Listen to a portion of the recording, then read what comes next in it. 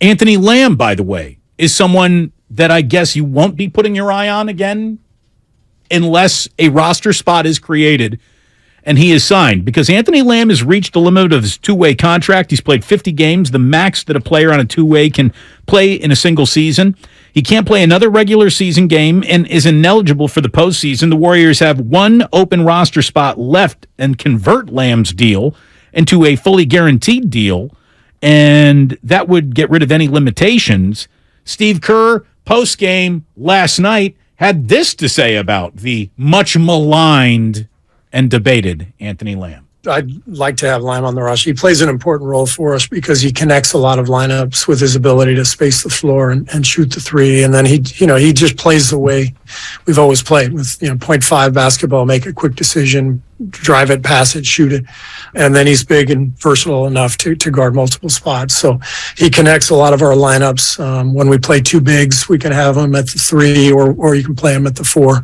So he's been really helpful for us this year, and we'd love to get him on the roster, and we'll see what happens. So Ty Jerome is at 45 games. He's played in 42. He has been active, didn't play in 3 of those games, so he's got a handful of games left. And let's face it, the guy who's probably going to be replacing him was the trade for Gary Payton II. Do you think we've seen the last of Anthony Lamb? Yes or no, Ray? No. Because how many options do they have?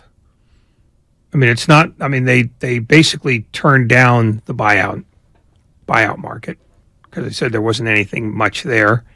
And I don't know that Steve Kerr would have gone to the length of saying how important he is if he wasn't important.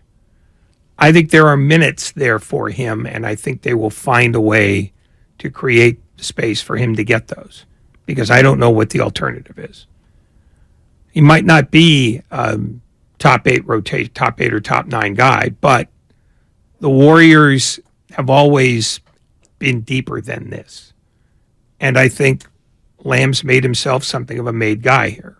So I think they will keep him, figure out a way to do that. They will, and they should. Now, Chionis is going to have to clear a 10-day contract, but that's going to go by in the blink of an eye. I mean, they signed him and they already sent him right back down to the C-dubs, right? I mean, they already sent him right back down to the G League team. So, I think they called him back up today. Well, then the Chionis era is here. Well, there you go. Quinones. Whatever. Quite an era then. But look, the Warriors right now have I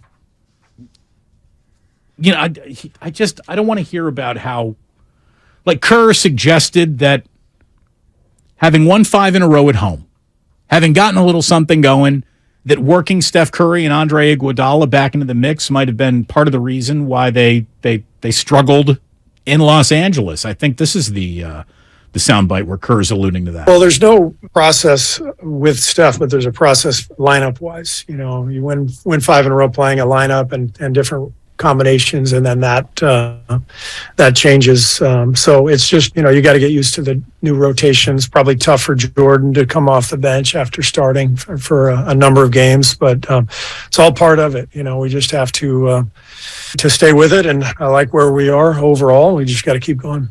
Look, and I appreciate what he's trying to say there. I'm so sick and tired of hearing about how delicate it is to fit these freaking pieces together. Are you kidding me? It shouldn't take any time at all. It shouldn't even take one trip up the court to bring Steph Curry back into a system that has literally made him the longest tenured player with one team in the NBA, and the entire system is built around. And when it comes to Andre Iguodala, integrating him, he's played 19 years in this league. Andre Iguodala should take 0 time reacclimating to the lineup. I mean, that's the whole point of having a guy who's been around for 19 years. We can just throw him in there. It's no big deal. He hits the ground running. And if he can't hit the ground running, he should have been running with this team weeks ago. Well, he couldn't because he has brittle bone disease. I mean, what the hell is going on? What the hell's going on? Here it is. It's crunch time. It's get it right time right now. There's not a lot of time to Rubik's Cube this bad boy anymore. You better have it all. One side is one color, the other side's that color. It needs to fit now. Here we are. I think you would not have seen very much Andre Iguodala last night if Jonathan Kuminga had given them more quality minutes instead of the minimal performance he had. And I'm not trying to dog him. He just had a bad game, and that's going to happen to anybody.